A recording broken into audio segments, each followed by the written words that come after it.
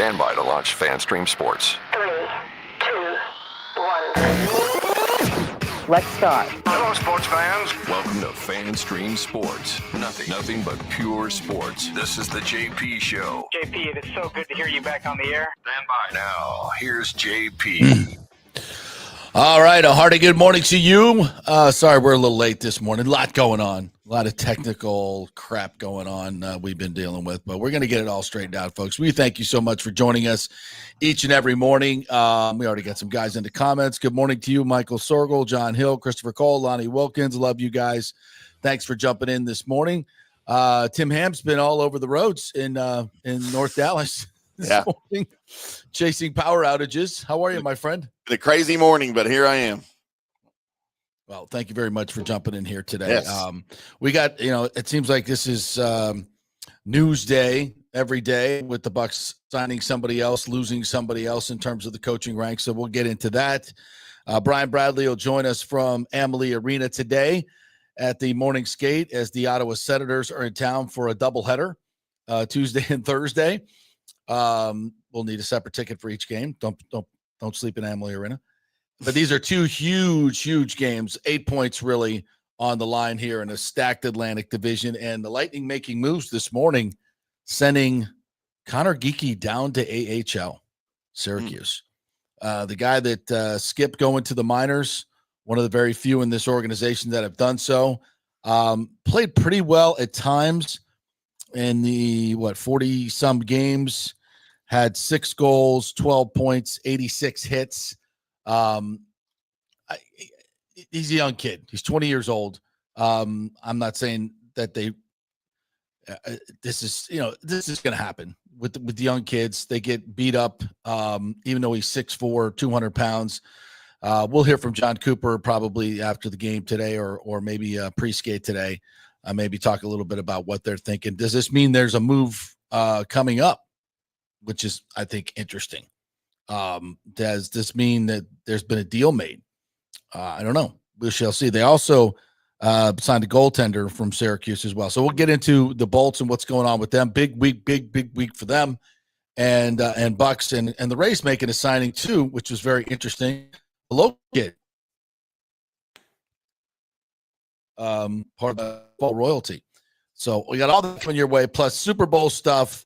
And I'm sure Tim wants to talk about the Grammys as well. So we'll get all into it as we roll through. Thank you guys very much for us. So let's jump in on the Buccaneers, and another key member of their front office could be out the door, thanks to Liam Cohen, that bastard. He is going to interview Mike Greenberg, assistant general manager, salary cap whiz kid, that whiz man. I guess we could say whiz man. Genius, maybe. Salary cap genius.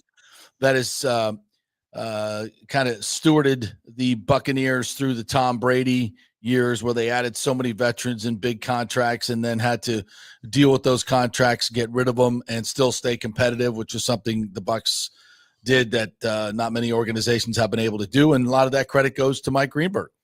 He's been the point man with all these salary cap ideas and the way it's done. And look, there's a lot of rules that go on. There's a lot of different machinations that you can do, and some guys are really, really good at it, and other teams maybe struggle a little bit with the creativity of it. So Mike Greenberg is a tremendous asset, and the Jags are going to be making a lot of moves. They've got to clean out probably a lot of high salaries and rebuild their team. And in order to do that, you need a guy that knows what he's doing when it comes to the salary cap. So this is not a done deal by any stretch of the imagination, but obviously Liam Cohen and Mike Greenberg know each other very well. I'm not sure there's going to be anything found out in this interview that is not already known. There will be other candidates interviewed as well, but I think it's safe to say that, and of course the Bucs can't block this one because he's an assistant general manager to a GM position. The Bucs can't and would not, quite frankly, block this situation. So likely that the Bucs will lose Mike Greenberg and John Spytek in the same offseason, and their offense coordinator in Liam Cohen. So that'd be a big hit. That'd be a big hit. It's a lot. And, Jason Light is got to obviously go out and find guys or promote from within. Mike Beal is the guy he mentions a lot. Rob McCartney as well. These are guys that have been in the office, scouting departments, all part of the front office that has done such a great job. If you watch the In the Current series, they did one last year that really focused on the scouts in the front office, something that Jason Light always obviously wanted to get out there, and it put some spotlight on these guys that have done such a great job for him and for the Buccaneers. So we got to know some of those guys through those videos. If you haven't seen them, highly recommended on the Bucs website. In the Current, great series. So look, you've got to go find talent. Hopefully you've been developing talent, but it's interesting. We don't know, because we're not in the meetings, exactly how much Spytek came up with different players that he wanted, that he went to the mat for. You don't know, and it's such a collaborative process. But when you lose good, talented people, it takes a toll. There's no question about it. It takes a toll. And it's part of the NFL. And if you have success, and obviously the Bucs have had success, people are going to come get your guys. That's just the way it works. Copycat league. Let's go find the team and the guys that are doing it and making good decisions, building great rosters, and go find out what their secret sauce is. That's how they do it. It's like legal espionage. You go in and you find out, and then you hire people. And this hiring process is also a bit of fact finding as well. When the Bucs are, raiding the Rams offensive staff room and interviewing everybody in sight, it's because Todd Bowles has trouble with that defense or that offense and wants to know what they're doing and figure it out. So you get a little intel on how they attack you. That's self-scouting. Take advantage of that. And you're interviewing guys and learning, who's really smart. You may need them down the line. I mean, the way the Bucs hire offensive coordinators, every year is another year of just getting to know guys that you might hire later on down the road. So there's a lot going on. And for Bucs fans, it's like, well, how's this going to affect the Buccaneers? I mean, it ain't a positive. It ain't a positive, that's for sure. These are very talented people that have done a great job building this roster. You would hope that the man at the top of the spear, Jason Light, is the guy that knows all the secrets and will continue to draft well. And now he's got to go out and find some free agents as well. That hasn't been a big thing lately because they didn't really have a lot of money to spend, but now they can go back into that free agent pool. Now they've gone out and found a couple of guys that have been able to help them, but they went and got Jordan Whitehead, which we celebrated greatly last year. Didn't work out. Didn't work out. I'm trying to think of some of the other guys that they brought in. Jordan was the main one. Sterling Shepard obviously helped them out a little bit. And that may have been more of a Baker Mayfield than anything because of their relationship. So we'll see. It's a big offseason. They're all big, right? But right now, the Bucs window, as we talked about yesterday, is open. This Super Bowl window is open. I think we can all agree on that. This year, especially, if they can, I think they have a 2-year window for sure. Beyond that, it will depend on, Baker's health, Baker's contract situation. His next contract's going to be for a lot more, but the salary cap's going up too. So don't forget that. And Baker's shown a willingness not to want to break the bank and, do the Tom Brady thing and make sure there's enough money to go around for other players. He's smart enough to figure that out. He can't do it by himself. He's not one of those guys. They're few and far between. So there's a lot of work for the Bucs to do right now, and they've got to go fill all these holes. Now, the Greenberg thing is not a done deal, but I think we can all kind of see the writing on the wall here as far as that goes. Now, they did make a hiring. Kafensa Hinson is the new passing game coordinator, basically taking over Josh Grizzard's position that he's vacating to elevate to the OC role. Hinson was his offensive coordinator when he played quarterback at Yale, I believe, or was working at Yale. So they have a long-standing relationship, and he has been at Oregon State or in college football for 22 years and been at Oregon State for the last 7 years. So he has not been an NFL head coach. So now he becomes the passing game coordinator. I don't know anything about this guy. His resume would suggest he's a college guy, obviously, has not been in the NFL. The previous relationship, obviously Josh learned a lot of his early offensive stuff from Kafensa Hinson. So it's all these assistant coaching positions are important, right? But it's not the most important gig. obviously I think people would love to have somebody with some NFL experience, but if Josh Grisard believes in this guy, then we don't know him. We have no idea who he is. Yeah. I'm sure he'll do a fine job. You just have to have faith that they're comfortable with the guy, right? I mean, if they're going to hire him, they went through the right process and checked all the boxes, then you just have to be confident. Just because we don't know him or anything about him doesn't mean they don't. So obviously it's a hire they're comfortable with at that position, at that roster, or at that coaching spot. And, something else you mentioned about the window for the Bucs, and obviously Baker's a big part of that. Don't forget, Mike Evans is going into the last year of his deal next year in 2025. Right. By the way, on a $21 million salary in the last year of his deal. So is there a possibility that they decide we don't like that cap hit, Mike, and we want to restructure you a little bit and maybe extend you another 2 years? So there's a possibility for Mike, because I think that at least offensively, the Super Bowl window for you certainly is sort of dictated by Baker and Mike both, right? I mean, obviously you want your quarterback and you can finagle wide receivers and stuff, but there's not another Mike Evans in the league.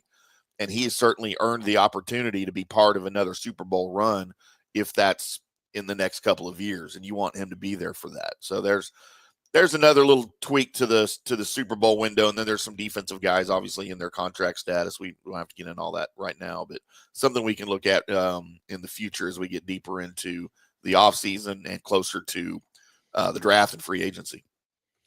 Yeah, John Hill just reminded us that Mike Evans has already been restructured. Well, that was a new deal that he did. It was a 2-year deal, or was it? I think it was that actually 3-year deal. 2 years guaranteed, $41 million.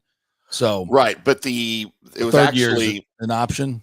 Yeah, so he's got 3 void years on his deal. Okay, yeah. So he had the 2 years guaranteed, $35 million guaranteed, and then he's got 3 void years after that with it don't matter. So he'll be a free agent if he wants. If he does nothing else, he'll be a free agent for the 2026 season. So they got a lot of work to do, no question about it, and they'll have to fill these spots. And as Bucks Basement says here at 10:17, if you want to put that up, JP, just so you know, the favorite to land the Jags GM isn't Greenberg, it's Ian Cunningham from the Bears. I had not read that, so thank you for that. I don't know why he would come talk to Mike Greenberg. Well, I guess maybe as a backup if they don't get Ian Cunningham or he doesn't want the job. That would be interesting. But we'll see. I hope Mike Greenberg doesn't go. You would think Liam Cohen would be pining for Mike Greenberg. That's a guy that unless they didn't get along, I don't know. Maybe you don't know just because. Well, then why would you request to interview him just to piss off why the would Buck? you be maybe. doing? Yeah, maybe. Yeah, I don't know. I don't know anything about Ian Cunningham. Yeah, I wouldn't. Well, he comes from the Bears. That should tell you all you need to know. Yeah, a terrible organization. So that might be right up Shad Khan's alley. I don't know why you would hire somebody from the front office of the Bears. I mean, they're terrible. They've been terrible forever. Especially what they've done in the front office. They have screwed it up ridiculously over the past few years. And I would suggest, and we suggested this before the draft, you're drafting the wrong quarterback. You drafted Caleb Williams. You should have drafted Jaden Daniels, clearly. That's first guess, by the way. We said that during the draft. Yeah. So I don't know why Ian Cunningham would be the favorite, but maybe he is. And don't forget, they hired Tony Baselli to be their executive vice president for football operations. So as James points out, Greenberg is more of a capologist as opposed to a personnel guy. That is correct. So I would think by judging their hires that Baselli's going to be more the personnel guy and Greenberg's going to be more the capologist roster management guy if they hire Greenberg. And what has Tony Baselli been doing? Radio to earn that position, like sports radio. Yeah, right. So, well, I mean, obviously, sports radio guys are the smartest. Why wouldn't you? I mean, duh. I mean, why would? I mean, how many? Look how many interviews I did for the GM job this year. It's a joke for most of you who didn't get that. Obviously, Baselli is Jaguars royalty. He's been hanging around for Jacksonville for forever on the radio, doing obviously an ambassador, working for the Jags as well. So now Shad Khan has always had him, kind of his Rondé Barber, but to the Glazers, and they finally made him an official member of the front office. And that's so I would guess if they're looking at Greenberg, they're saying, okay, we'll hire Baselli to be the personnel guy and Greenberg to be the financial guy. That seems like a pretty good idea. So, I mean, that's just honorary for him, right? He's going to learn on the job. He doesn't have any experience with personnel and stuff. Well, I mean, look, what does it take to be a good personnel guy? A good eye for talent. Now, just because you played the game at a high level, Hall of Fame level, doesn't mean you have a good eye for talent, but it also means you do know the game. And Baselli knows the game. But Baselli knows the game. Super smart guy. I don't, he strikes me kind of as a John Lynch type. Right. Very much so. And I've always said, why are these general manager positions filled with guys that have never played the game at a high level? If you're making personnel decisions, I think having a background as a Pro Bowl player, John Lynch, Tony Baselli, would be a huge, huge advantage. Yeah. Over Mike Greenberg, so to speak. I mean, yeah, these guys, and I think another part of that, and I think it works for San Francisco as well, is you respect your boss. Hey, that's John freaking Lynch. He's a Hall of Famer. I think that brings a little bit of cachet, and I think it brings some cachet when you're trying to bring in free agents, because you're wooing them and recruiting them in the instance. And I'm talking to Tony Baselli instead of Joe Bag of Donuts, who's your general manager, whoever that might be. So I don't know. I mean, you got to be good at your job. I don't know if he's going to be a great personnel guy. We'll see. So his official title as of yesterday is Executive Vice President of Football Operations. And when you're royalty in the organization as a player, which he clearly is, it just seems like this is a guy, look, we want to keep you in the organization. We want to give you a title. We want to give you a role. And you can learn under some of the best in the business here that we have. And if, that may turn into an assistant GM job, that's the next progression on the totem pole there. And then maybe even a GM job at some point. But it's just like, when I see titles like that, it takes me back to the old Dallas Stars days when they wanted Brett Hull in the front office and he literally didn't want to do anything. So they named him Ambassador of Fun. That was his official title in the Dallas Stars organization, was Ambassador of Fun. I want that job. He just drank all day. Job. All he did was go drinking all day. That's my dream job. I'm going to put that on my business card. But you already got those made. Damn it. Ambassador of fun. Yes, I want that on there. But good for Tony Baselli. I have all the respect for him as a player. I just like I said, I think this is a deal where it's a good look for the organization, for the fan base. You keep him in-house, you throw a title at him and say, we don't know if you have a future in this, but come learn from some of the other guys and we'll see where it goes. I don't know if they've had these press conferences or what, but I would think that if you're going with the Greenberg Baselli combination, Baselli's going to be the personnel guy. Yeah, maybe. That makes sense to me because Greenberg is not. He's admittedly not that guy. Now he's learned it obviously from Jason Light, but again, spotting talent. Greenberg, obviously Jason Light has a great eye for spotting offensive line talent, especially at smaller schools. Yeah. I don't think that it's something you can necessarily teach. When it comes to personnel and eyeball, like Jason Light was a college offensive lineman. So, he played the position, not at a super high level, but he has a familiarity of what to look for and what it takes, So I think that's important. And if I'm the Jags, that's the way I would do it. If you're going to hand personnel over to Greenberg, I think that would be a bit of an eye raiser, to be quite honest. Yeah. And again, we don't even know if Greenberg's going to get the job. But that's the Jags' problem. For me, it's about, how do you replace these guys? And the Bucs have some people in those roles already. So this is a rebuild front office year that was going to come for the Buccaneers at some point. I think it took a long time for people to take notice, but that's kind of the good thing about never getting respect as the Buccaneers is nobody really takes notice of what you're doing. I mean, you go around the league and start telling players, what's the only NFC team to go to the playoffs 5 years in a row? They're going to go through about 10 teams before they get to the Bucs. Yeah. I guarantee you. It's just the reputation. And so be it. I kind of like that for the Bucs. I like them being in that position. But that said, they finally got rated, and now they got to do something about it. And we won't know how this will affect the team maybe until 2 or 3 years down the line. Yeah. When we see some, what if these drafts finally, suddenly go belly up? It'll be like, well, maybe this was more about Spytek and Greenberg than it was Jason Light. Than we thought, I don't think that's so. Didn't Baselli have a kid that was at Florida State or bounced around some of the colleges down there? Mm-hmm. Yeah. Obviously, he didn't make never it really in the panned NFL, out. right? Yeah, I don't think never really panned out at FSU. I think he was thinking about going up. I don't know if he ever made it there, but anyway, yeah. Well, that's their issue. If you want to pop up some of the comments on this particular subject.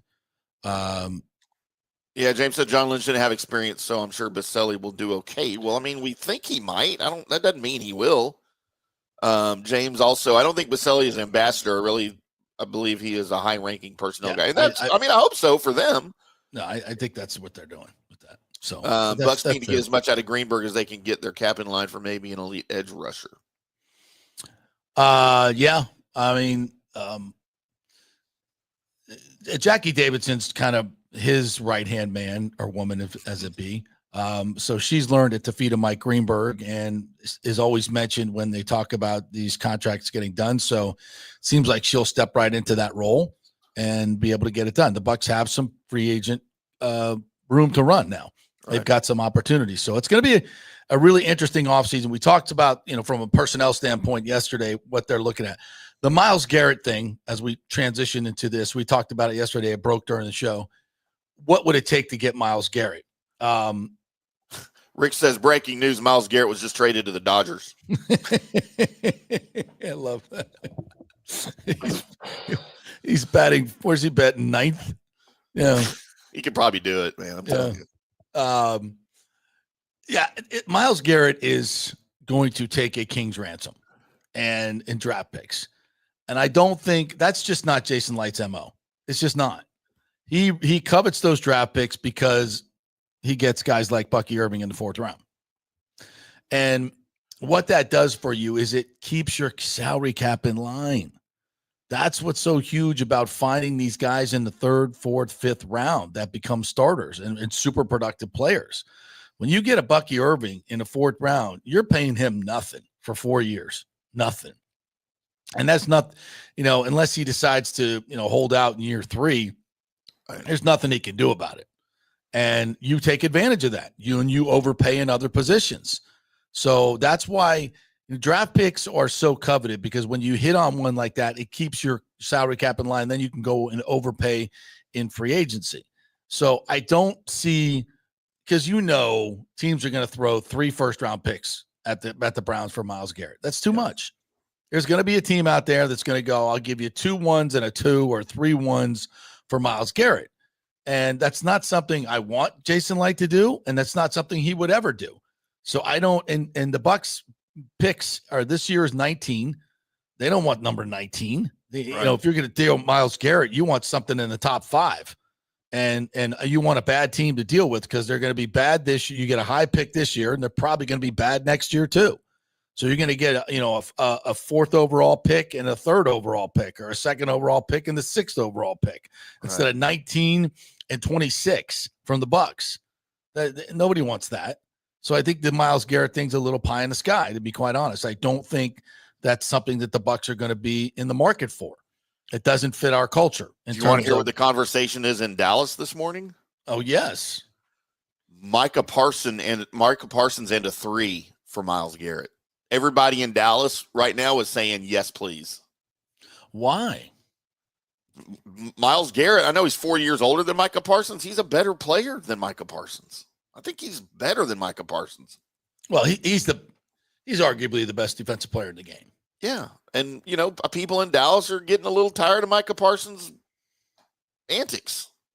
Well, if I'm I Cleveland, told y'all that a year ago that this was starting to be a thing. but if I'm Cleveland, do I want the headache that's Micah Parsons and a third rounder over 3 first rounders? Well, I don't think they're going to get, because I can go get,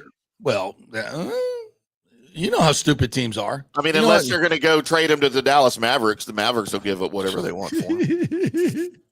We got to get into that, by the way.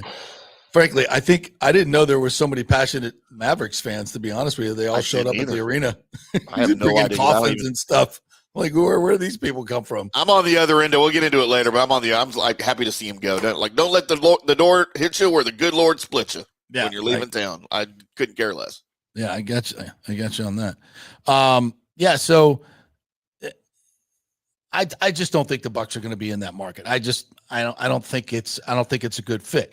And you look at a Trey Hendrickson, who's gives you more production. I think is younger, right, and may be available for much less, and he wants out as well. Yeah. The word is. So I think a Khalil Mack, who doesn't cost you anything in terms of compensation. He's a free agent, but money. Yeah. So to me, that's where the Bucs go. They go and get their JPP. I think Khalil Mack fits that to a T, and I think he still has some good years left, at least a couple of good years left. Right.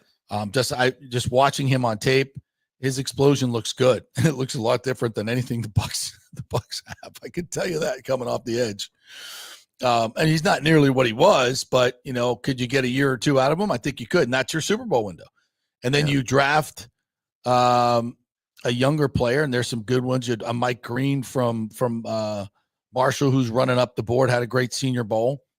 By the way, Scott Reynolds is going to join us tomorrow instead of today. Had to reschedule, so he'll be joining us tomorrow off his Super Bowl. But you heard what Josh Capo said. We had him on a Friday from Pewter Report. He just loved Mike Green, absolutely loved what he saw, and a couple other guys. There's going to be a good edge rusher there at 19 when the Bucs pick. There's going to be a good one. So they're going to get a good young edge rusher. You pair him with Khalil Mack, or someone, or Trey Hendrickson. So then you got Yaya Hendrickson, young player Mike Green with Cansey and Vita Vea. I mean, hello, let's go. I'll pass rush with those guys. Heck yeah, Braswell coming on. He had a little bit of a spark at the end of the season. So I think now suddenly you've got an edge rush. Now you've got an edge rush and an interior rush, and you don't have to. You can get pressure with 4, hopefully, and not and then 5, yes, and don't have to send 6. So that's a game changer for Todd Bowles. So yeah, I mean, listen, there's a lot of work to be done this offseason. I think Jason Light and his team are up to it, but we're not going to know until a couple of years down the line if these acquisitions were great and it worked out, and whether these losses in the front office are really going to cripple the Buccaneers. I think they're still in fantastic shape. I think they've got the best roster certainly in their division. I think they're top 3 in the NFC looking into next year if these moves that we anticipated happen, and I think they will. They're obvious moves. It's exactly what the Bucs need. Players that are available to fill their needs. There's no reason Jason Light won't get this done in some form. He's going to attack that, and here's the other part that gets you to the Super Bowl. You go out and you find a Zach Bond. I mean, the Eagles literally had the best roster in the league, or top 3 roster in the league before last year's offseason. And then they go and get Saquon Barkley, arguably the best offensive pickup in the league, and Zach Bond, arguably the best defensive pickup in the league, who's a backup linebacker for the Saints. They went out and got, our boy 45, Get Live 45, and thought that was going to be their inside linebacker, and Zach Bond turns out to be the guy. So talk about making great moves in the offseason. That's what it's about. And that's why the Eagles are where they're at. And this is the challenge for the Bucs now. Go out and have another hell of a season. The Bucs had a tremendous one last year. And the further and further I get away from this season, Tim, the more pissed I get. Going back and watching that Washington game. Yeah, don't do that. Watching this defense. Watching his defense just give up first down after first down after first down on fourth down. You know, they made 2 plays during the game and got off on fourth down, but still gave up field position or had already given up field position and time had been eaten off the clock. Yep. So, yeah, you kept them out of the end zone, but you also only had 7 possessions in the game. So it's maddening. This offense was so freaking good. So good. And I think Baker ended up throwing 18 passes. That's all he got. 18 passes in the game. I think it was 15 of 18. Maddening. This team should have gone further. No question in my mind. But now you've got this roster. You've got it where you got the window open. Now you've got cap room. Now go execute. Don't F it up like the Falcons did last year. Don't F it up like the Giants did. You know, we could go through, you know, all these different teams that had opportunities with draft picks and cap money and F'd it up. They spent $150 million on Kirk Cousins. Idiots. Morons. Thank you. Thank you very much, Atlanta Falcons. Yeah. Way to go, Terry Fontenot. That was awesome. How does he still have a job? I don't know. It's beyond me. But hey, we're late for a break. If you want to take a break, then we can come back on the other side. I'm going to tell you my 3 favorite teams to land Myles Garrett. Okay, let's do that. And also, I want your Lucas stories as well. And we will get to your comments. We also have some Rays news for you to get to, some really interesting stuff. We got Bolts news to get to. Cooper Cup is on the market as well. Would you like a serving of Cooper Cup? A cup of Cooper? I'm good. We're brought to you by the great folks at the Jeeves Law Group, JEEVES lawgroup.com. Scott Jeeves is the best in the business. He's in the office today, and we're coming to you live from the Jeeves Law Group studio. Give him a call. If you got any issues, any legal issues whatsoever, just go to their website and give them a call. Of course, if you're in an accident, you have some issues at work, you have insurance issues, whatever they are, let this bulldog go to work for you, even though he's a gator. Let this gator go to work for you. Jeeves Law Group, JEEVES lawgroup.com. They are local, they are trusted, and they get results. Not a Turkey spokesman, offices Tampa, St. Pete, back in 3. Make this Valentine's Day a real hit by coming to Alessi Promotions Gloves and Roses, a night of professional boxing. We'll have something special for all the ladies. February 14th at the Downtown Hilton, experience professional boxing. Citrus County's own Drake Banks, a 7-0 heavyweight with 5 knockouts. And featuring our main event, an NBA title fight featuring undefeated Stephen Ray Jr. Get your tickets online at AlessiPromotions.com or scan the QR code and go directly to eTix. Paolo Tini here, owner of Caffè Paradiso, voted number 3 People's Choice Award on Open Table. I want to thank all our loyal family of customers that have been enjoying our great traditional Italian dishes we make from scratch every day. It's a great family story we're proud of. Our family moved from Rimini, Italy in 1984. My dad, Caesar, started Donatello, and that's where I got the start in the restaurant business. I started Caffè Paradiso on South McDill in 1995, and we've been there ever since.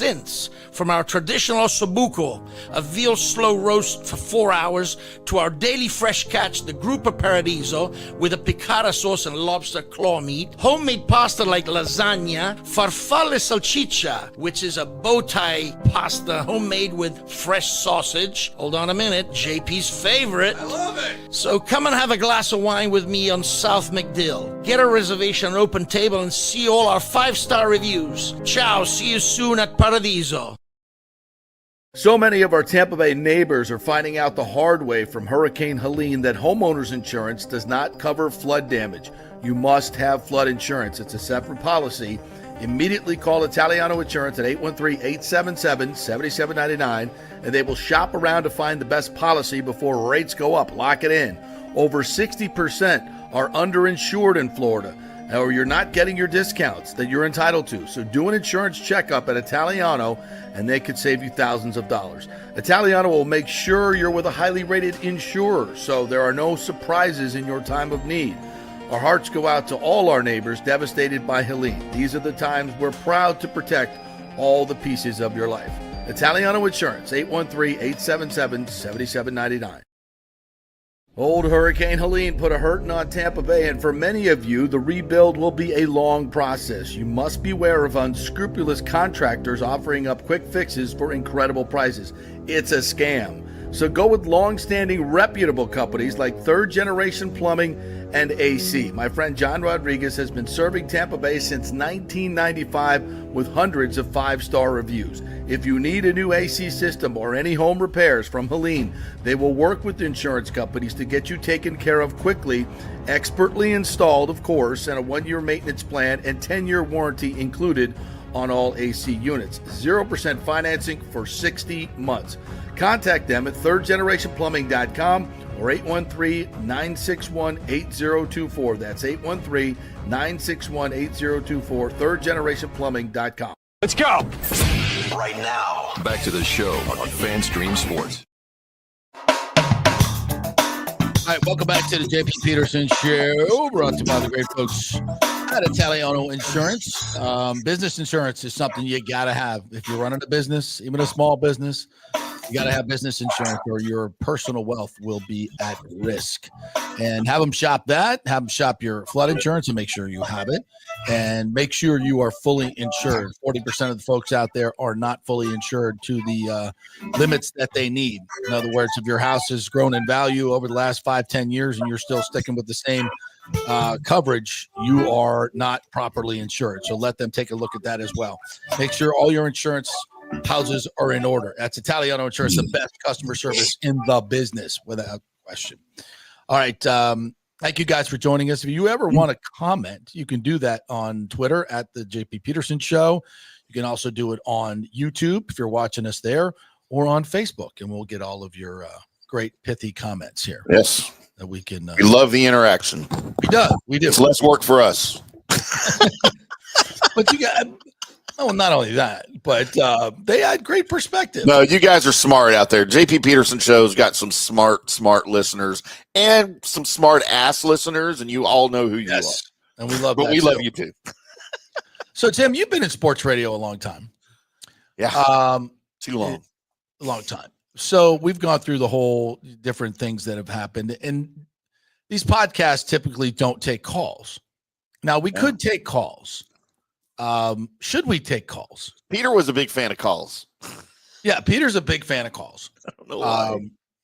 I'm when I was on the air on 1010 and some other places at 620, I had a stable of callers that were really good. Now, there were some numbnuts too, but there were just, in general, we had some really, really good callers, and I miss that. I miss that interaction. Yeah. Now, I also, when I listen, I hear callers and I'm like, oh my God, just bring this freaking show to a screeching halt.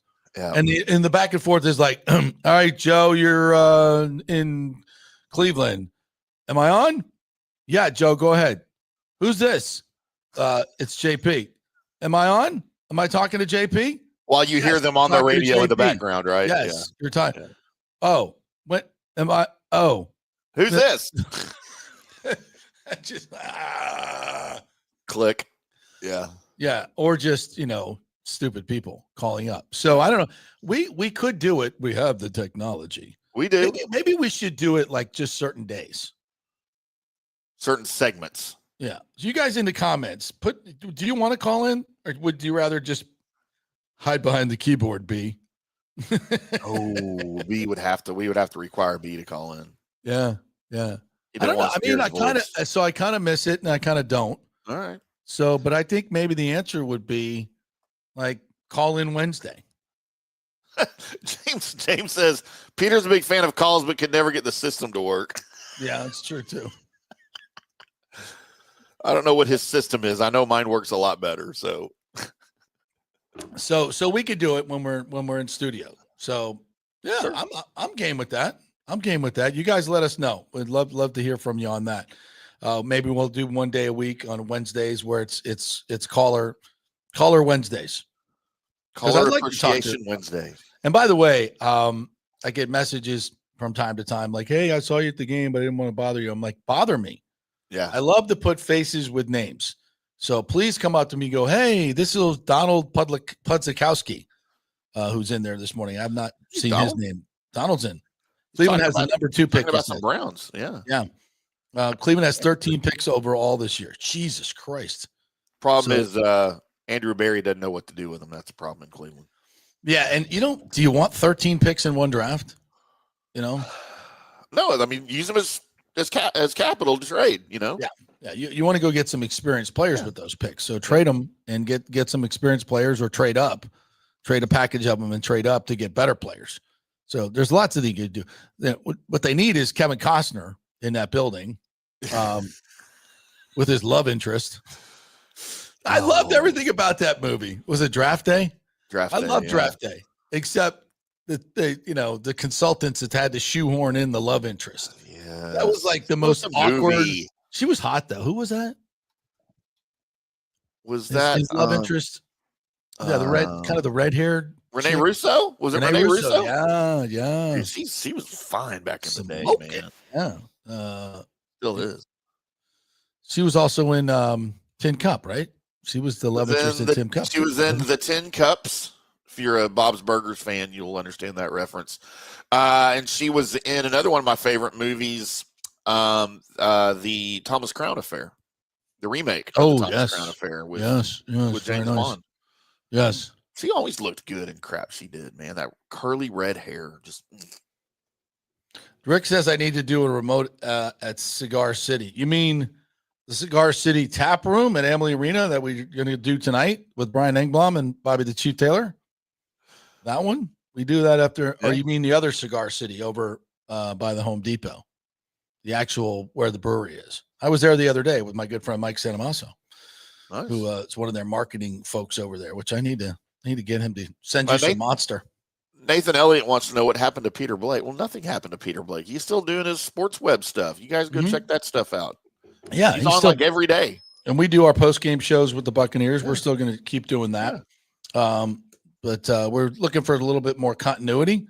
So Timmy's doing more shows, and Nikki does the Monday show. Yep. So there could be some more shows added as we go through the year. So we're trying to do some expansion stuff. We're always learning. We're always growing. Hopefully this will be a big year for us, since the freedom of speech has now been affirmed, and at least for the next 4 years, we will not be kicked off the air. So that's a win for us. Michael Belt says Jennifer Gardner was in what? I think you mean Jennifer Garner. Garner was in what? What was she in? And she wasn't draft. Was she the draft day? No, that was. Oh, you know what? She was in draft day. She was. Yeah. Now she wouldn't have been his love interest. She was too young back then, right? I thought. Yeah, she wasn't. She like the owner's daughter or something. Yeah, she had to play. Although I don't see Renee Russo's name anywhere on the Ellen Burstyn. Oh man, she was hot too. Who was the love interest? I thought you said Renee Russo was in draft day. I thought it was, but I don't see her name anywhere on the. Well, they were wrong then. So was it really? Was it? Oh, my bad. Jennifer Garner would have been too young, right? What was that 10 years ago? That came out in 2014. I don't think maybe so. Not. I don't know. I don't know how old she's. No spring chicken. Wasn't she a Catwoman? No, that was Halle Berry.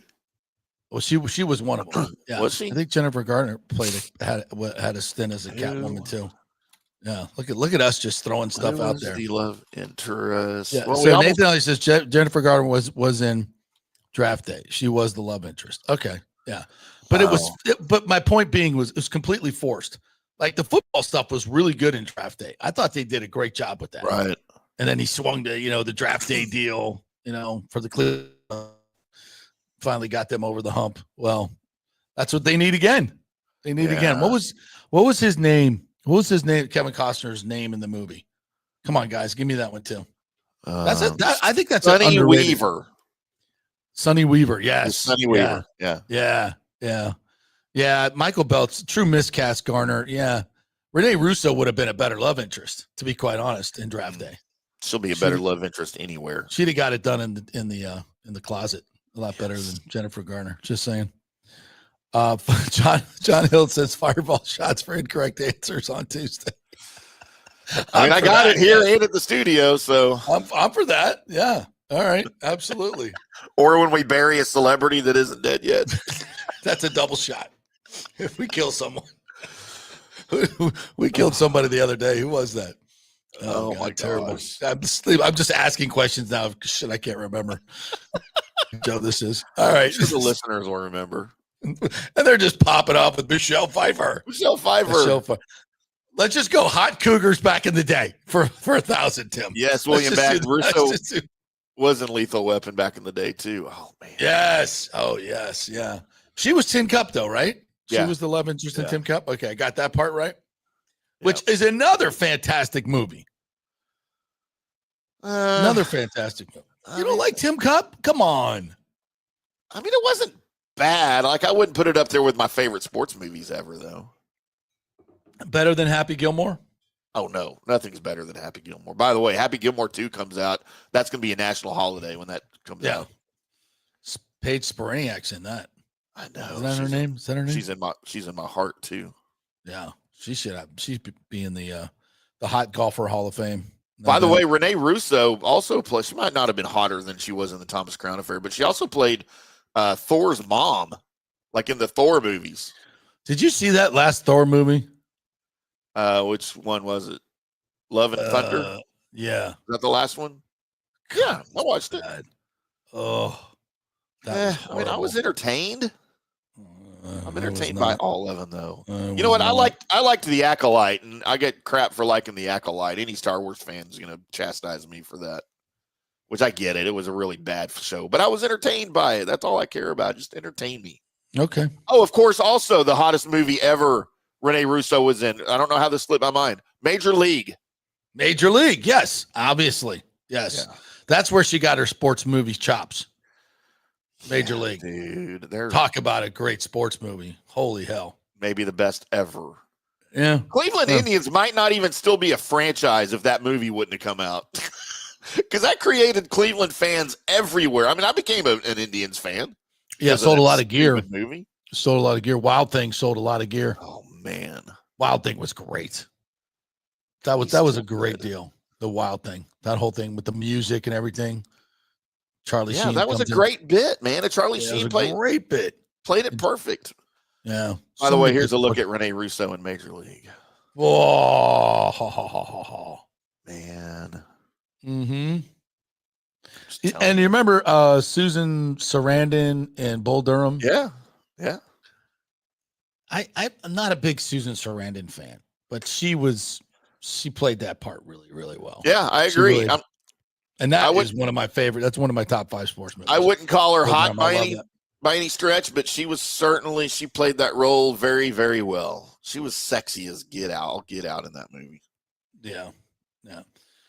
There ain't nothing. Speaking of sexy, there ain't nothing sexier than JP with long hair. So there you go. Oh, Ashley's watching. She's losing it right now. She sent me this. I'll ask her to resend. She did a side-by-side of me, a younger me. Oh, and, which I got some I should share this with you people. 21 years old at FSU. Of course you do. Yeah, she sent me a dual picture. I'll do in the break. I'll ask her to send it. I'll show it to you guys. All right, what were we talking about besides when we got sidetracked by hot Cougars? We always do. Myles Garrett, JP. I would like to give you the my 3 picks for the Myles Garrett trade. And one of them is just ridiculous. Nobody's going to like it, but I feel like it might be the most likely because this team just sucks. And everybody hates them. So the first 2 teams are teams that I feel their Super Bowl windows are closing. And if they don't have a Super Bowl like this year, they may make some changes. The first one is your Buffalo Bills. I feel like if they can't get something done Super Bowl-wise and get past the Chiefs this season, as ridiculous as it may sound, I think Sean McDermott might be in trouble. Yeah. At what point do you – I've always been keep knocking on the door. That eventually you'll knock it down guy. Ask Mark Levy about that. Yeah. But you go change. Don't go changing. If you change, I'll got to say there's got to be something specific that you're lacking. Mm-hmm. And I'm not close enough to watch the Bills every game to say McDermott is bad at this, and this is why he can't get him over the hump. As I'm more comfortable saying about he Todd has all Bowles. the superpowers. Yeah. I don't know, but it seems like that team could probably use some juice. To Miles come in Garrett, and I think would do that in Buffalo. I think that's Miles Garrett would be a good fit because they already have a history of trades with the Cleveland Browns. That is your Detroit Lions. Now, I don't think Dan Campbell is in trouble there yet. Obviously, he's still new. It's still fresh, and they're still really good. But I think they may be making some other change. Obviously, their offensive coordinator and defensive coordinator are now gone, and they've had to restock there, which is fine. So that team's going to be a completely, I think, different team next season. But how would Myles Garrett look on that defensive line with Aiden Hutchinson? Dude, the problem is any of these good teams, their draft picks are not desirable. No, because they're good, right? Yeah. Yeah. You want 31, you want 28 from the Lions, and next year's one, they're going to be good again. But the whole point of this trade is to send them to a contender. So they're going to have to make concessions here. And that's weird. That's weird, though, because, look, did you think Washington was a contender last year before the season? No. It changes dramatically. So, define contender. So, well, he'll nix whatever trade he doesn't want, right? So it's got to be a team he's going to want to go to. Now, I will tell you this: he would come to the Bucs. I don't think he would say no to that. I don't think he'd say no to the Bucs. Do the Bucs have enough to give? I don't know, and I don't want to mortgage the rest of their future. Yeah, for somebody like that, I like the Khalil Mack scenario way better for them, as you mentioned earlier in the show. My favorite team to land Myles Garrett, JP. And it pains me to say this, Philadelphia Eagles. Can you imagine adding him to that defense? No way. How they don't have the ammunition. They've got stock. And this is just the kind of thing effing Howie Roseman is going to do. But how they don't have high draft picks. Why would Cleveland do a deal with them? Because they're the Eagles. They always figure out a way to give me get more it done. than that. You got to give me more than that. They don't have any premium picks. Not this season. I don't think you're going to need them this season. What can the Eagles give Cleveland that other teams that with better, more desirable picks, especially if they don't win the Super Bowl on Sunday, they're going to be in desperation mode.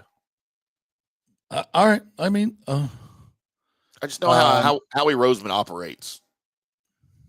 And of course, as my most hated team, it bugs the crap out of me that I even. The only guys that they've added though have been free agents.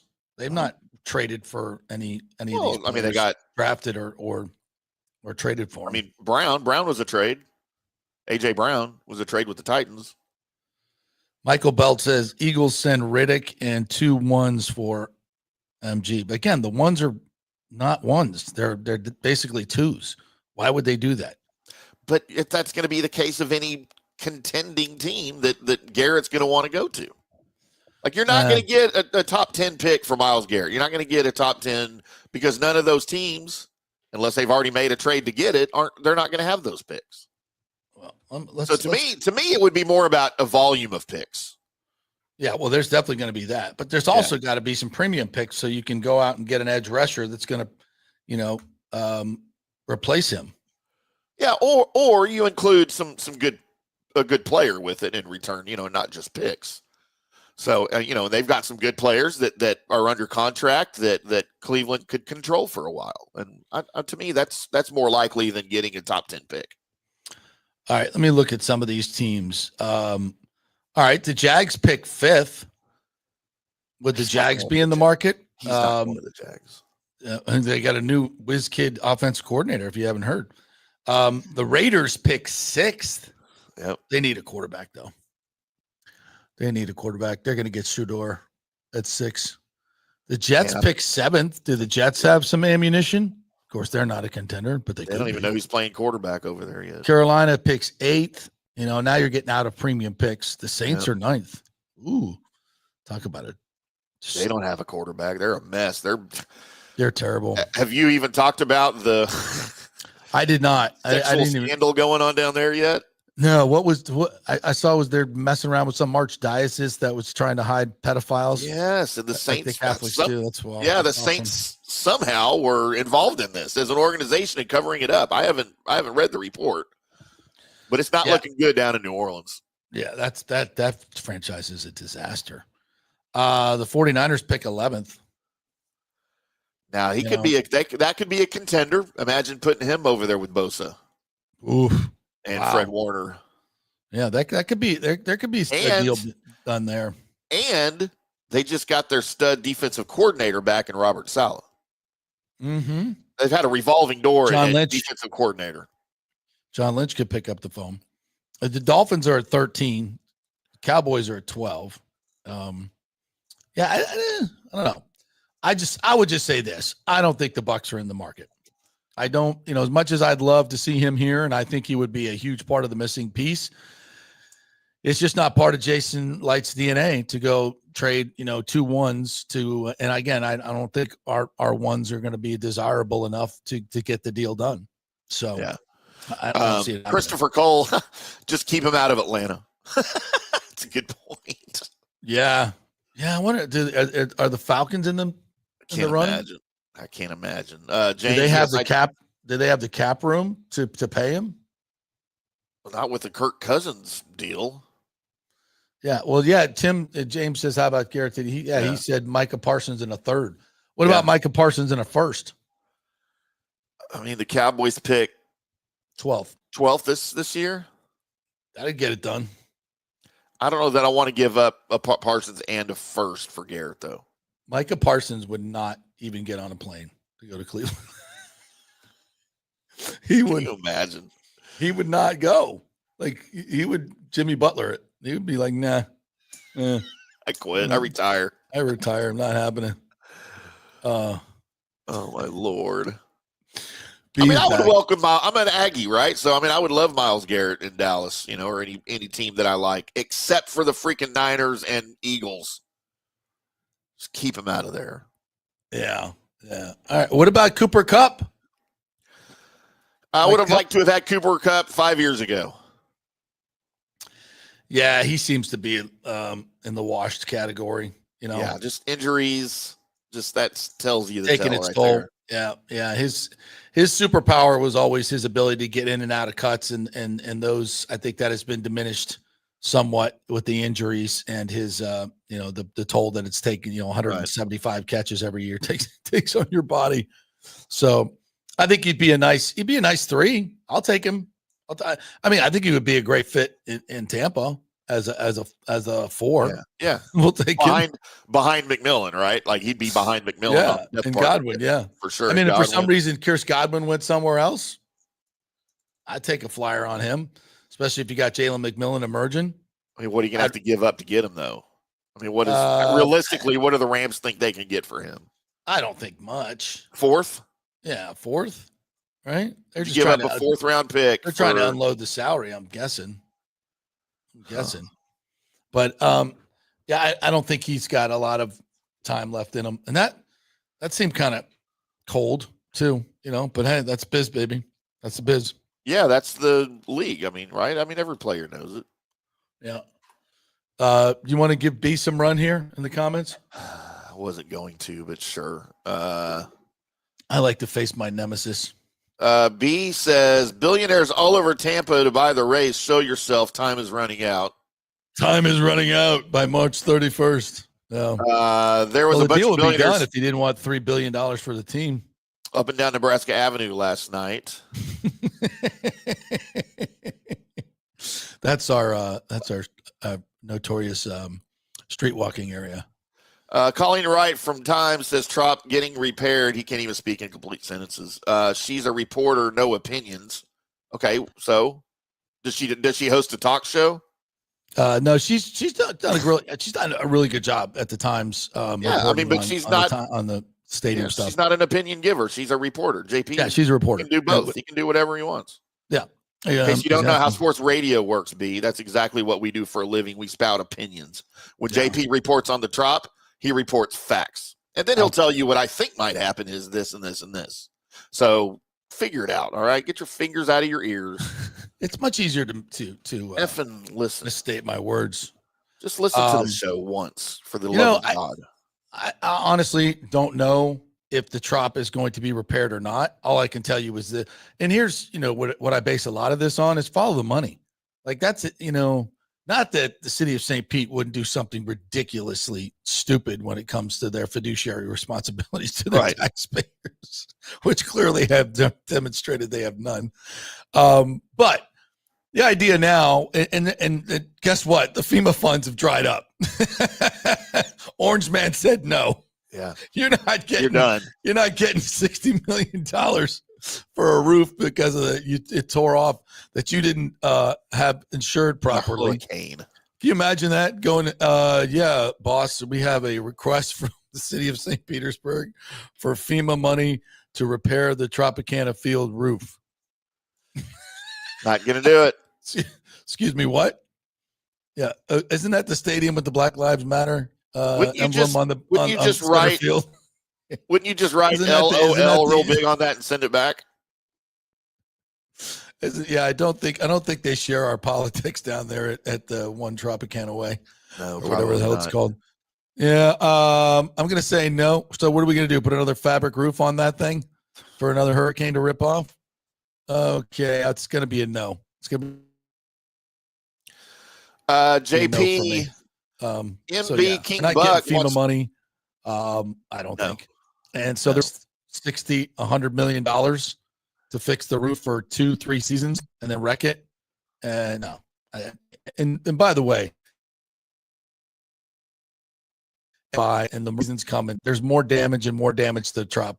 If they come on, I think this is just posturing to head off any legal work that's coming. There's no question about that. There's going to be a legal battle for that. If and when he sells the team, which I think is imminent, then he definitely probably going to try to go after the real estate and keep that part of the deal because that's why they did it, in my opinion. And when that's all going to be held up in court, and at some point the city will have to settle because they need to develop the land, and he'll get paid for that probably. So. Great. King awesome. Buck 17 wants to know if you think the Rays are moving to Tampa. I do. Yeah. I absolutely do. Talked about. In fact, guess what? They're going to play in Tampa.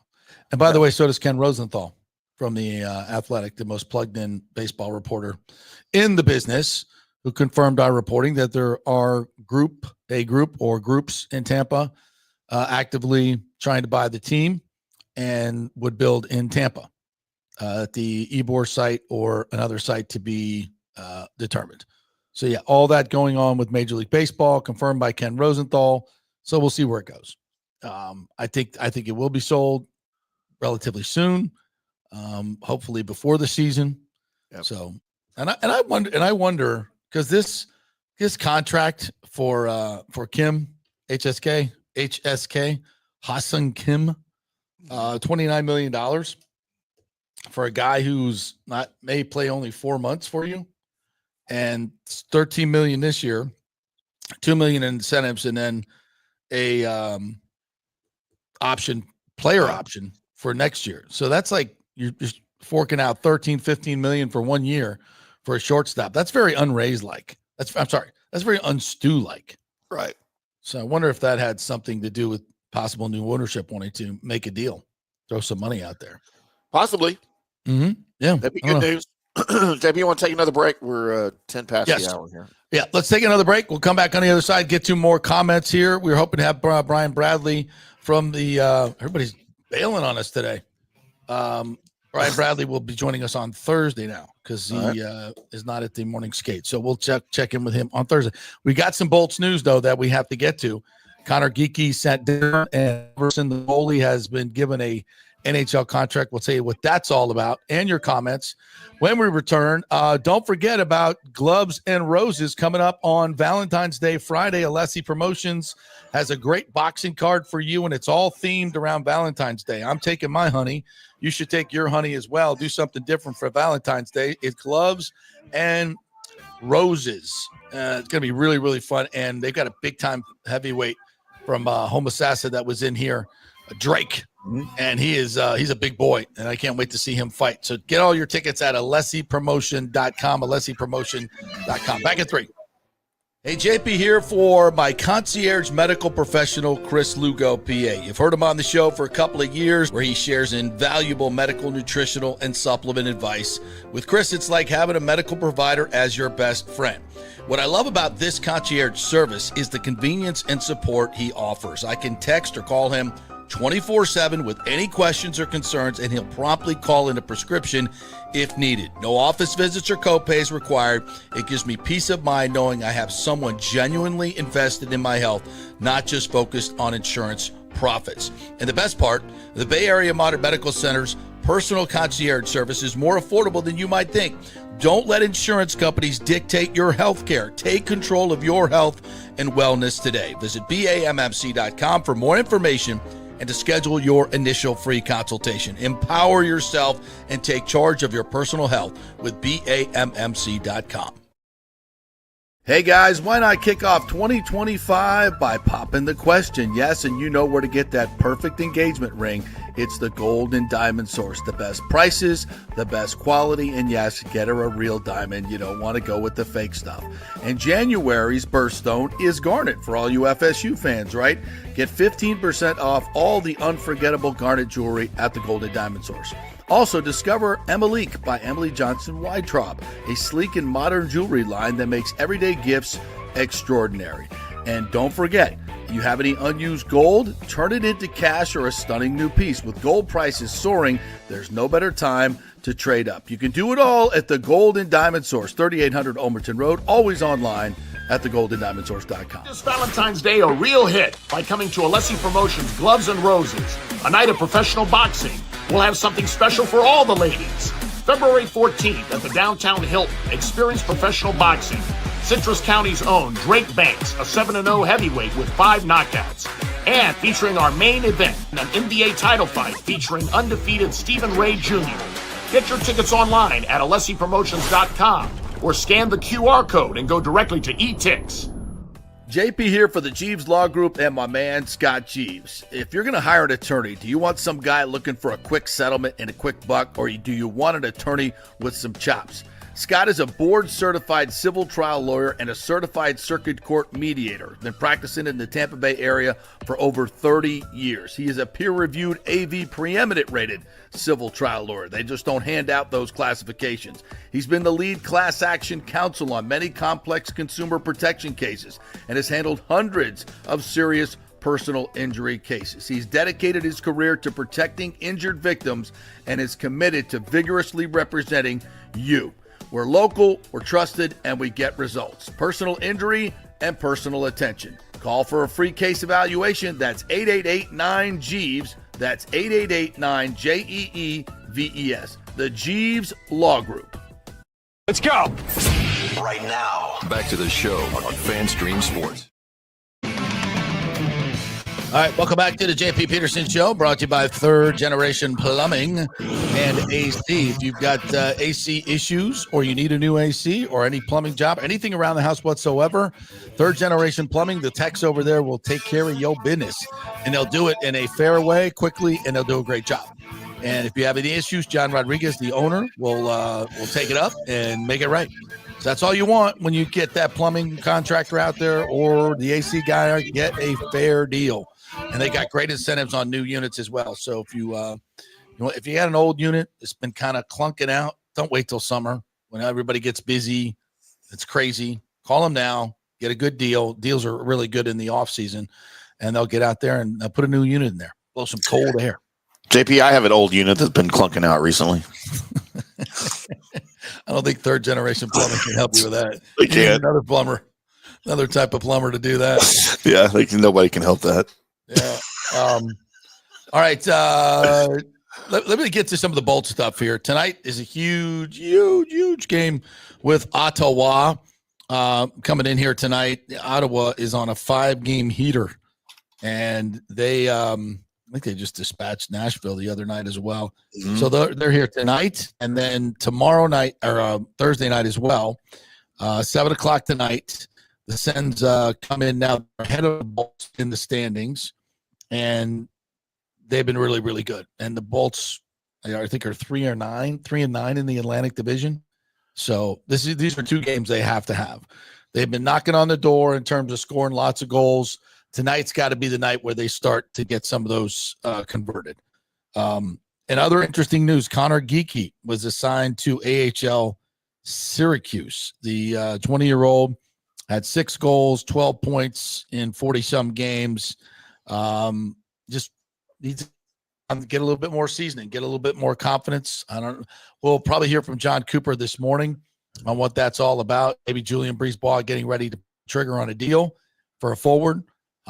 We shall see. But so far, that's all we know is Connor Geekie is been sent down to AHL Syracuse. Also, Halverson, the Syracuse goalie who's been really good, Brandon Halverson, has been signed to a two-way contract, AHL, NHL contract. Now, Jonas Johansson has a lower body injury, so his availability has been kind of up in the air. So now they get Halverson to perhaps come up and play a few games and get a look at him at the NHL level. Johansson's contract is up next year, so they may be looking at Halverson as the backup next year. And he's had a good season at Syracuse, so that that could be likely. So a couple of moves there from JBB, but nothing big yet. Lee Encinosa says Asamont's on the second line tonight. What a joke, no depth.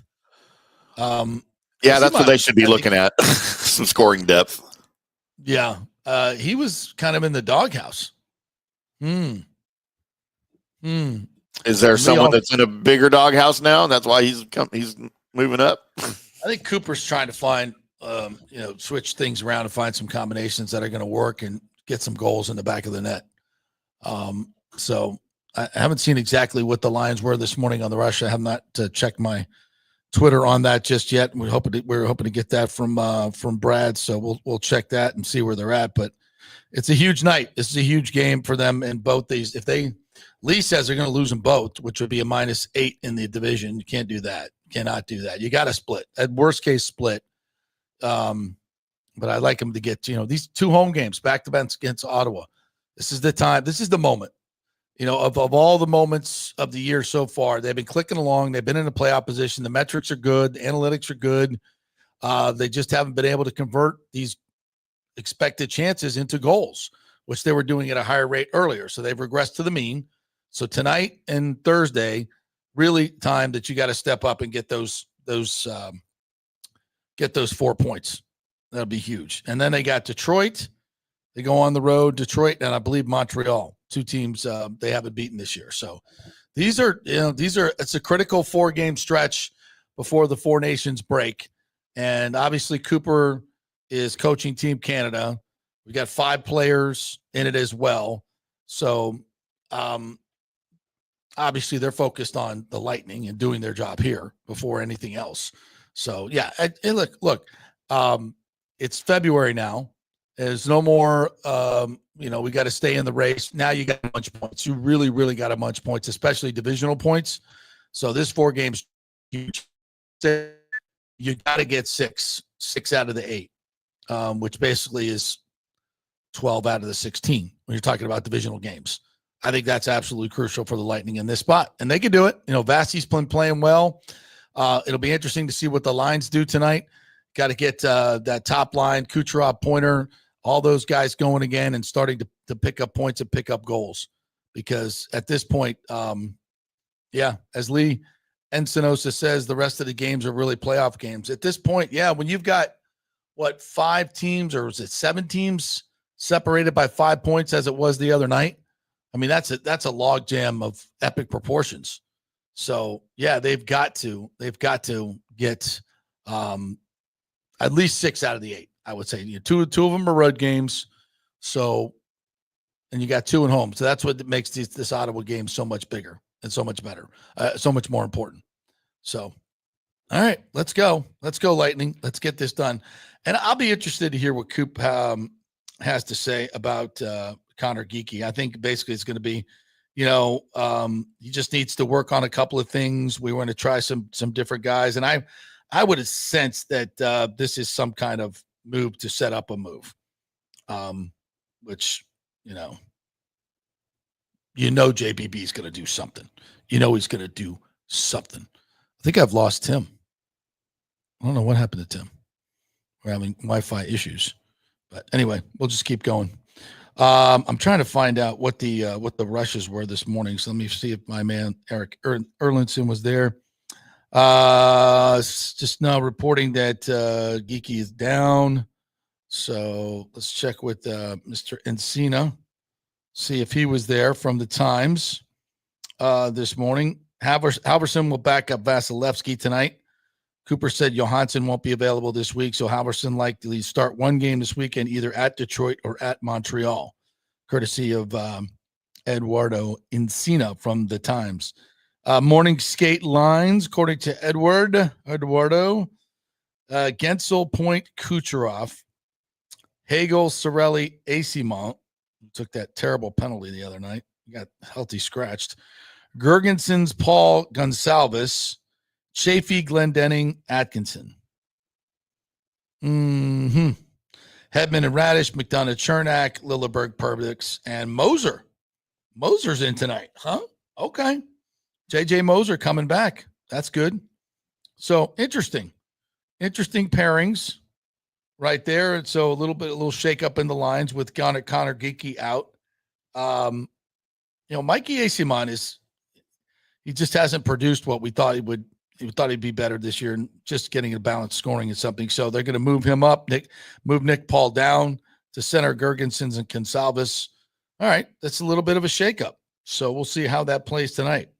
Linus Ullmark will likely be in goal for Ottawa, who they got from Boston, and has really solidified them as a team that's really playing well. Ottawa's really playing well. What are they, 4?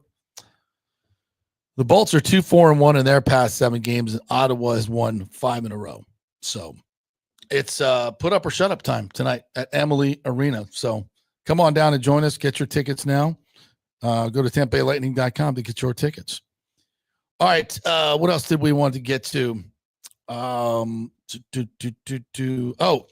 the Rays, Alex Faedo. I have acquired Alex Faedo from the Tigers, pitcher.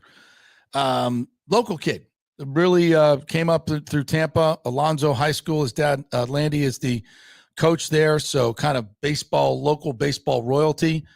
That's great. I love seeing homegrown kids on the Rays rosters. God, we haven't had many since like Doug Wechter. There just haven't been many, and there's so many good players. By the way, I'll get to see Kyle Tucker today. We're playing a little golf with Jason Romano, so that'll be fun. We'll hopefully get him on the show here soon.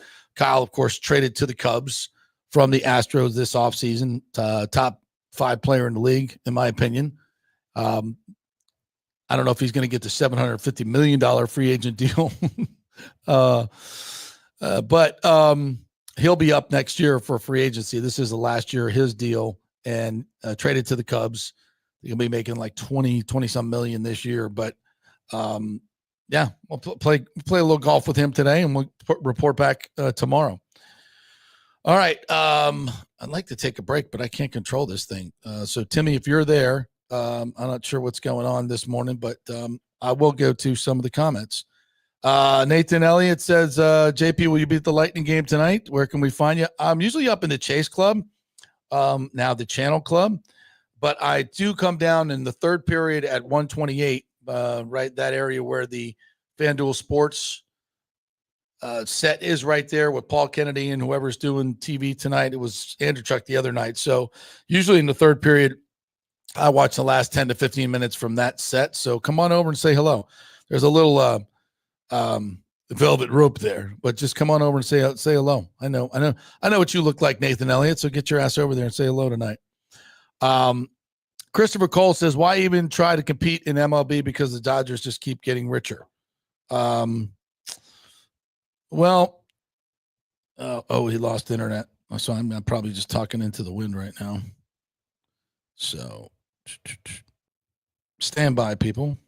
Stand by.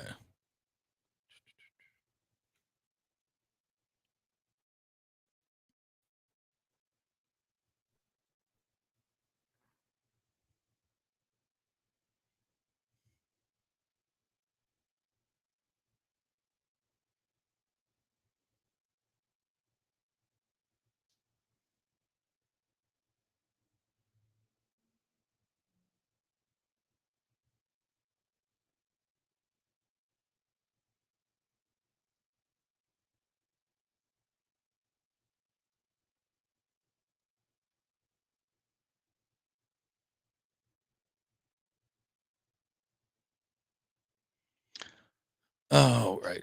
Can you guys still see and hear me? All right. Okay. Well, Tim is gone. Well, then we'll just continue. Sorry about that, guys. We'll edit it up later, and I'll get to your comments here. Rick says FEMA blue tarps for the trop. No, I don't even think they're going to give us blue tarps. Mike H says Justin Tucker is in hot water with massage girls accusations. Can't believe these guys do this. He's vigorously defending himself from what I read. And again, I hate getting into these stories because there's so much he said, she said, and you don't really find out what's true until way on down the line. So we'll find out way on down the line with this. But this sounds like, and we're going back to what, 2012? I mean, when these accusations come out, 10 years, 12 years, 13 years later, that's, they always seem to probably not be true, but we shall certainly, they were with Deshaun Watson. All right, guys, just because we're having these issues, we're an hour and a half in anyway, so we will probably just call it a day. Thank you guys for joining us. We will be back tomorrow with more fun and frivolity. Scott Reynolds is going to join us tomorrow. We'll get his take on the Senior Bowl. And also tomorrow we are going to have Commissioner Latvala joining us at 10:30. So we got a good show for you tomorrow. Scott Reynolds, Commissioner Chris Latvala, and Paul Stewart's going to join us as well from across the pond. We're going to talk about some Super Bowl history for the Buccaneers, because Paul Stewart is the official historian of the Buccaneers from Bucs UK club. So we'll have him on tomorrow. Chris Latvala will join us. We're going to update on what's going on with the stadium and so much more. So we will do that then. Thank you guys for joining us. We will, yes, the Jeeves studio is cursed. We're fixing this thing. Hopefully, Frontier, get your ass out of here and fix this. We will be back tomorrow. We'll see you then.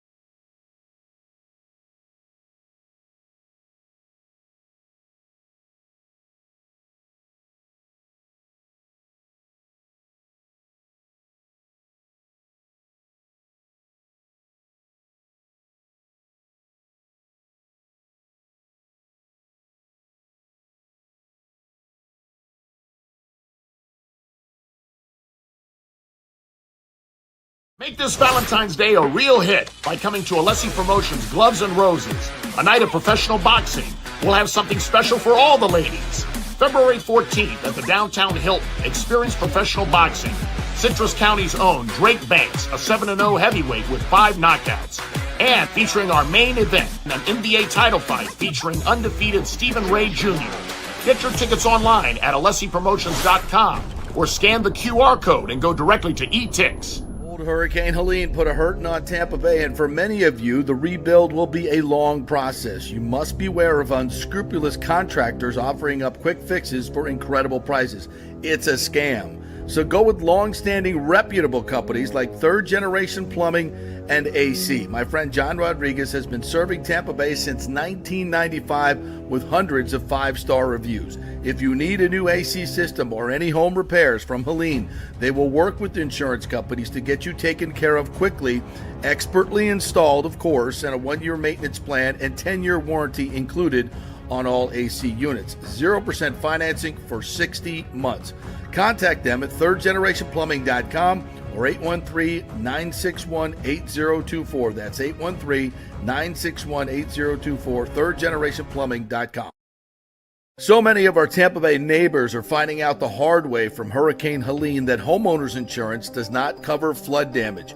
You must have flood insurance. It's a separate policy. Immediately call Italiano Insurance at 813-877-7799, and they will shop around to find the best policy before rates go up. Lock it in.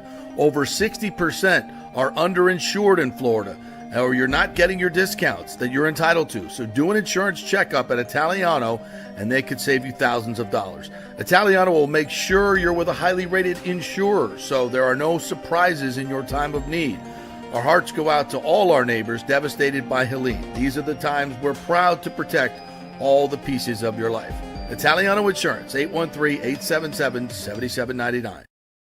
Ciao, Paolo Tini here, owner of Caffè Paradiso, voted number 3 People's Choice Award on Open Table. I want to thank all our loyal family of customers that have been enjoying our great traditional Italian dishes we make from scratch every day. It's a great family story we're proud of. Our family moved from Rimini, Italy in 1984. My dad, Caesar, started Donatello, and that's where I got the start in the restaurant business. I started Caffè Paradiso on South McDill in 1995, and we've been there ever since. From our traditional ossobuco, a veal slow roast for 4 hours, to our daily fresh catch, the Gruppo Paradiso, with a piccata sauce and lobster claw meat, homemade pasta like lasagna, farfalle salchicha, which is a bow tie pasta homemade with fresh sausage. Hold on a minute, JP's favorite. I love it. So come and have a glass of wine with me on South McDill. Get a reservation on Open Table and see all our 5-star reviews. Ciao, see you soon at Paradiso.